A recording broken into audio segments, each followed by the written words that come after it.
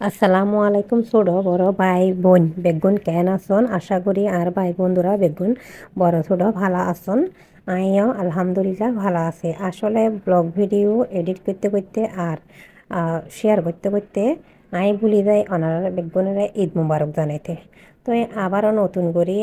আমি এত number blog মানে কত ব্লগ ভিডিও ছাড়িও দিই তারপরও ঈদের মধ্যে নতুন করে ওনারা আবারও ঈদ মুবারক জানাই সকল ছোট বড় ভাই বন্ধু বেগুনের আন্তরিকভাবে ঈদের শুভেচ্ছা। তো এই যে দেখতে লাগুন আই কেক ইবে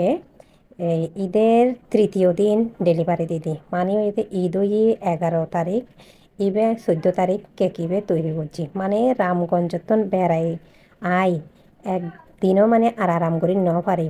তো যেই দিন আছি ঠিক ওই দিনই আই এই কেক ইবে ডেকোরেশন করছি। তো মানে আসলে নিজের দায়িত্বের তো পৃথিবীর সব ব্যাগ চাকরিত আসলে ছুটি আছে কিন্তু একজন গৃহিণীর নিজের সংসারের চাকরির কোনো প্রকার ছুটি নেই মানে রাত দিন হরদম বিনা বেতনে আসলে নিজের সংসারের ভিতরে হারণ পড়ে এই যে ঈদের অর্ডারের জিনিস এবার রমজানে মানে ঈদের আগের অর্ডার এবার তো অবশ্যই দনি পড়ব যেহেতু টিয়ার জিনিস বা পয়সার জিনিস। তো আসলে জার্নি করি আই মানে ওরকমে থাকি আর পুরো রমজান হারাই তারপরেও কিন্তু কোনো ইয়া নাই টিয়ার জিনিস আর অর্ডারের জিনিস এবার তত গরমই করবো বাধ্যতামূলক যেহেতু অর্ডার লই ফেলাই। তো তাহলে আসলে চিন্তা করি চাইলাম যে আর যারা গৃহিণী আছি যারা মায়েরা আছি যারা সংসারে আছি যারা চাকরিজীবী আছে তারা তো একদিনের হইলে ছুটি পায় মহিলা বা পুরুষ ছুটি পায় তারা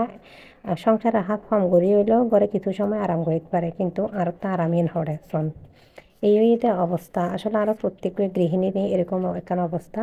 তো এই তো এখন মাগরিবের পরে কেক ডেলিভারি নিবার ইচ্ছিবে ডেলিভারি দিতে আর এক আত্মীয়রে এবার ডিটেলস ভিডিও আই আর